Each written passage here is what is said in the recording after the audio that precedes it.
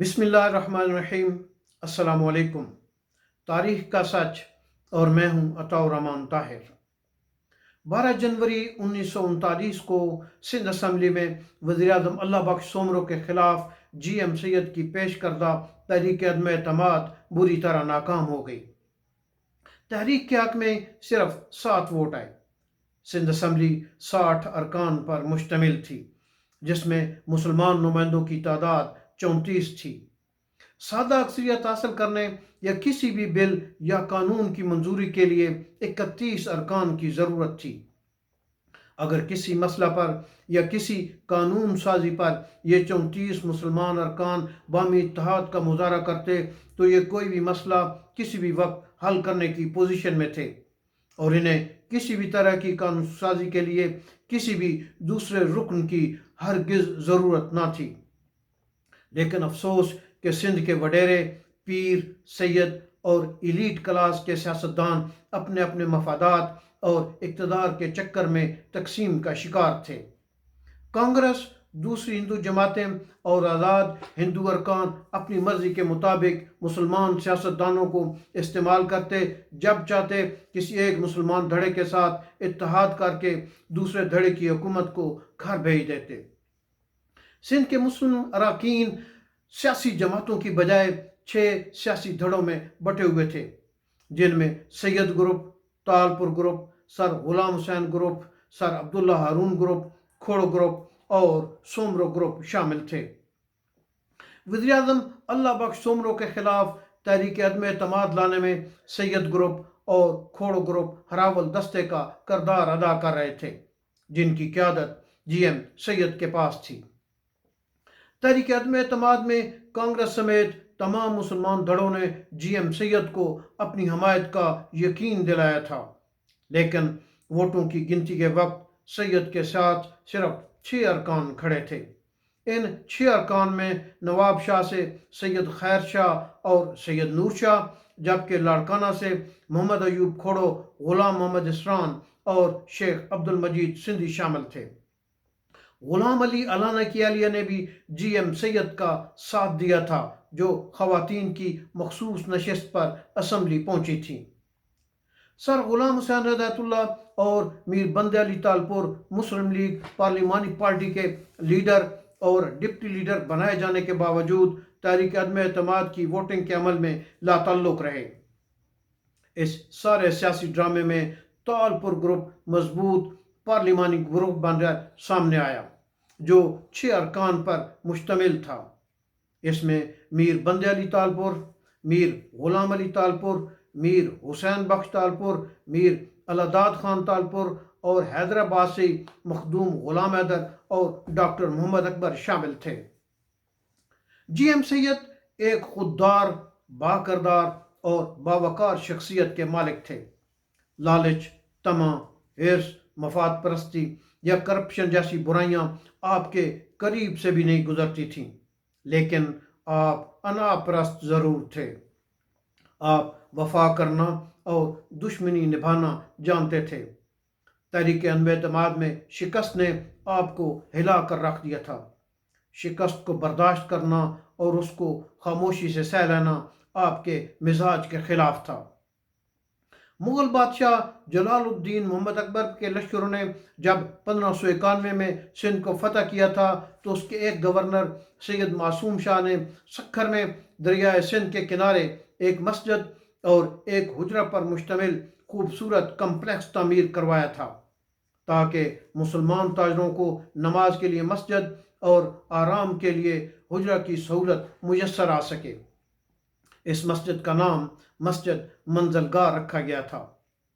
تقریباً 250 سال بعد 1843 میں جب انگریزوں نے تالپوروں سے سندھ چھین لیا تو انہوں نے دریا کے کنارے اس تعمیر شدہ کمپلیکس کو اپنے دفاتر کے طور پر استعمال کرنا شروع کر دیا۔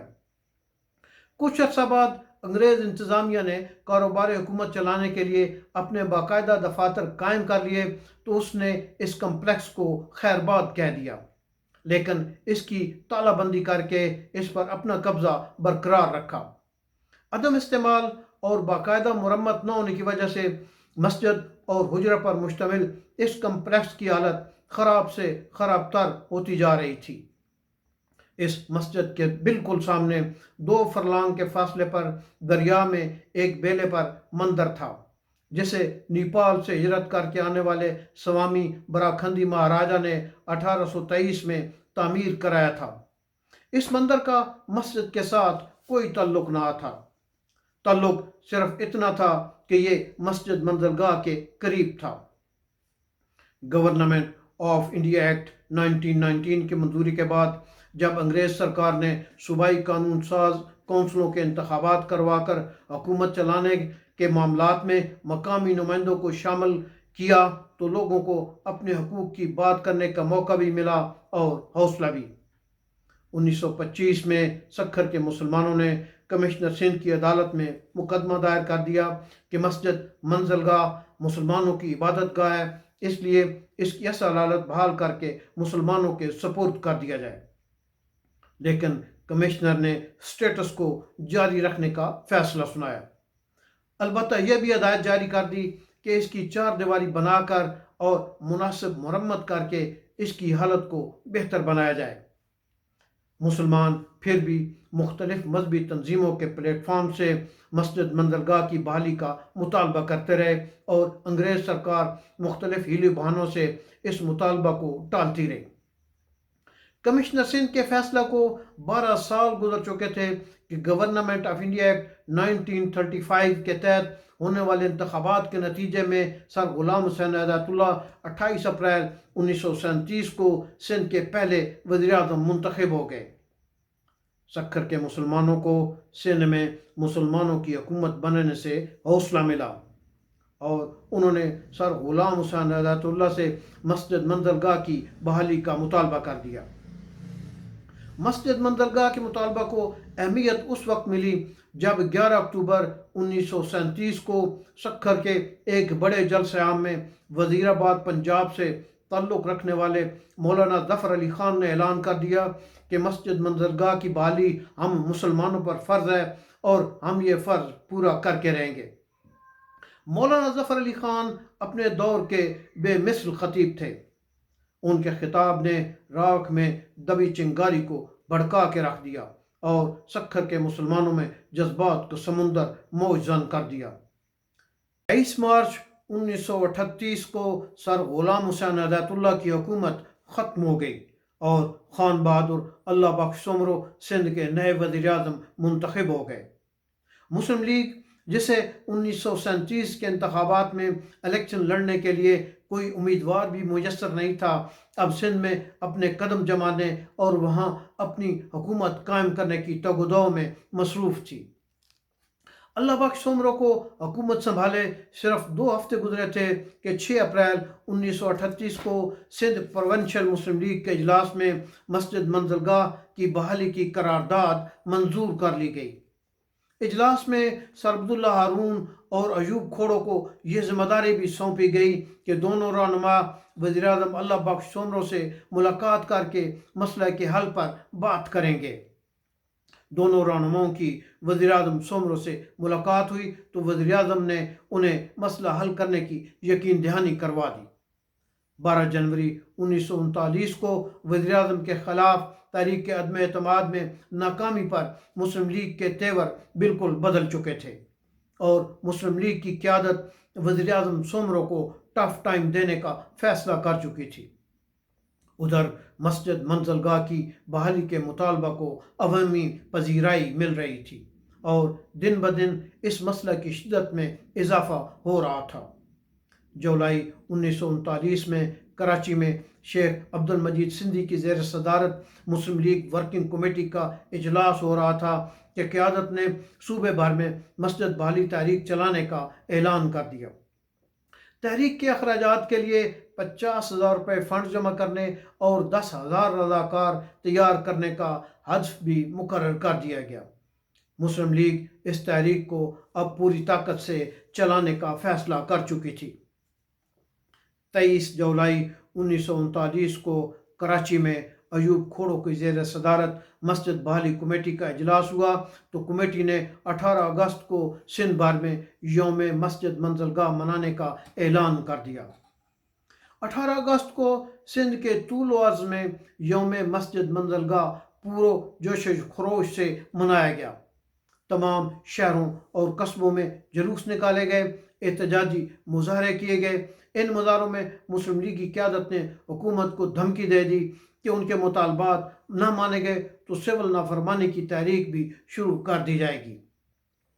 حالات کی نزاکت کو دیکھتے ہوئے حکومت نے 26 ستمبر کو پورے صوبے میں 2 ماہ کے لیے دفعہ 144 نافذ کر دی، لیکن معاملات بہت آگے بڑھ چکے تھے۔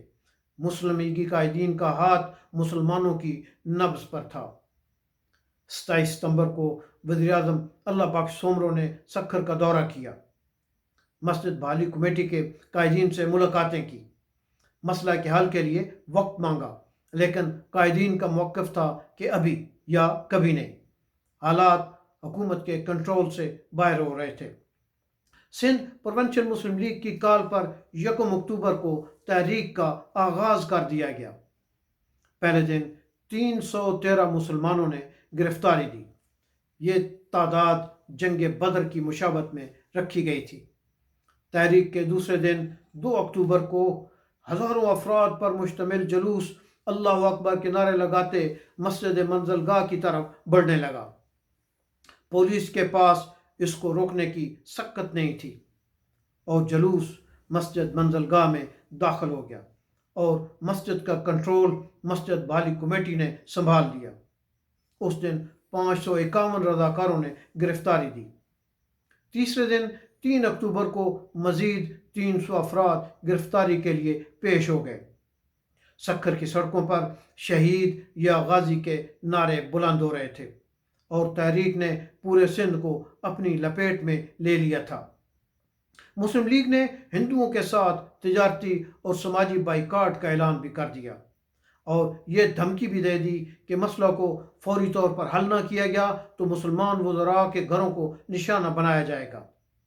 مسلم لیگ کی تحریک اپنے پورے جوبن پر تھی لیکن پرامن تھی۔ ابھی تک کوئی ایک بھی پرتشدد واقعہ رونما نہیں ہوا تھا، لیکن 1 نومبر کو رک ریلوے اسٹیشن پر ایک ہر دل عزیز ہندو سادھو گائک اور سماجی کارکن بھگت کنور رام کو قتل کر دیا گیا۔ ناظرین، میں آپ کو بتاتا چلوں کہ پورے صوبہ سندھ میں صرف سکھر ایسا شہر تھا جہاں ہندوؤں کی اکثریت تھی۔ 1941 کی مردم شماری کے مطابق سکھر میں ہندوؤں کی آبادی کا تناسب 70% تھا۔ ہندوؤں نے سادھو بھگت رام کے قتل پر سکھر میں ہڑتال کرنے کا اعلان کر دیا۔ 2 نومبر کو 10,000 ہندو سادھو بھگت رام کی لاش اٹھائے مسجد منزلگاہ پہنچ گئے، لیکن مسجد میں موجود مسلمانوں کی خاموش رہنے کی حکمت عملی نے ہندوؤں اور مسلمانوں کے درمیان ممکنہ براہ راست تصادم کو ٹال دیا۔ سکھر کے حالات ہر گزرتے دن کے ساتھ بد سے بدتر ہوتے جا رہے تھے کہ حکومت نے ایک مرتبہ پھر مسلم لیگی قیادت سے رابطے کا فیصلہ کیا۔ 5 نومبر کو وزیر اعظم اللہ بخش سومرو کے ایوب کھوڑو اور سر ہارون عبداللہ کے ساتھ مذاکرات کامیاب ہو گئے۔ ان کے درمیان کچھ لوگ کچھ دوف کے فارمولے کے تحت معاہدہ کو حتمی شکل دی جا رہی تھی کہ جی ایم سید نے اس مجوزہ معاہدے کو مسترد کر دیا۔ تنوع کے اس ماحول میں عوام کے جذبات سے کھیلنے کا ہر حربہ آزمایا جا رہا تھا۔ جی ایم سید بذات خود مسجد منزلگاہ میں موجود تھے اور مظاہرین کی قیادت عملاً انہیں منتقل ہو چکی تھی۔ 15 نومبر کو انہیں مسجد بحالی کمیٹی کا جنرل سیکرٹری بھی بنا دیا گیا۔ معاہدے سے جی ایم سید کے انکار پر حکومت نے بڑے آپریشن کا فیصلہ کر لیا۔ 19 نومبر اتوار کا دن تھا۔ مسلمانوں کو جمعہ کے ایمان افروز خطبات سنے ایک دن گزر چکا تھا۔ اتوار کی چھٹی کو ذہن میں رکھتے ہوئے مسجد منزلگاہ میں موجود مسلمان سستا رہے تھے کہ پولیس نے مسجد پر دھاوا بول دیا۔ مسجد میں موجود جی ایم سید سمیت تمام اہم رہنما گرفتار کر لیے گئے۔ طاقت سے مسجد خالی کروا کر ایک مرتبہ پھر دروازوں کو سیل کر دیا گیا۔ مسجد منرگاہ میں ہونے والے آپریشن کا سنتے ہی سکھر شہر میں پرتشدد مظاہرے شروع ہو گئے۔ جلاؤ گھراؤ میں 20 دکانیں نظر آتش کر دی گئیں۔ دنوں میں 100 سے زائد انسان ہندو مسلم فسادات کی بھینٹ چڑھ گئے۔ اخباری رپورٹس کے مطابق ان میں 30 مسلمان اور 70 ہندو شامل تھے۔ کرفیو نافذ کرنے کے بعد سکھر فوج کے حوالے کر دیا گیا۔ سندھ کے دوسرے شہروں اور قصبوں میں مسلمانوں نے حکومت کے خلاف احتجاجی مظاہرے شروع کر دیے۔ وزیر اعظم سومرو کے پتلے جلائے جا رہے تھے اور حکومت کی رٹ عملاً ختم ہو چکی تھی۔ تقریباً ایک ماہ بعد 15 دسمبر 1939 کو فوج سکھر شہر سے واپس چلی گئی، لیکن سکھر شہر کی گلیاں اور بازار اب تک سنسان تھے۔ بے یقینی کے سائے ہر طرف چھائے ہوئے تھے۔ ہندو اور مسلمان دونوں ایک دوسرے سے خوفزدہ تھے، لیکن دونوں کی ملزم سومرو حکومت تھی۔ سومرو نے عوامی فیصلے کو تسلیم کیا اور 18 اپریل 1940 کو مستعفی ہو گئے۔ میر بندے علی تالپور نئے وزیر اعظم بن گئے۔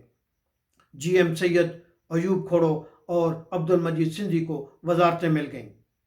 کراچی میں جب یہ لوگ حلف اٹھا رہے تھے اور مبارکبادیں وصول کر رہے تھے، سکھر کی مسجد منزلگاہ کے دروازوں پر اس وقت بھی بدستور تالے لگے ہوئے تھے۔ نئی حکومت کیسے بنی، میر بندے علی تالپور کیسے وزیر اعظم بنے، اور ان کی حکومت کتنا عرصہ چلی اور پھر کیسے ختم ہو گئی، یہ بتائیں گے ہم اگلے پروگرام میں۔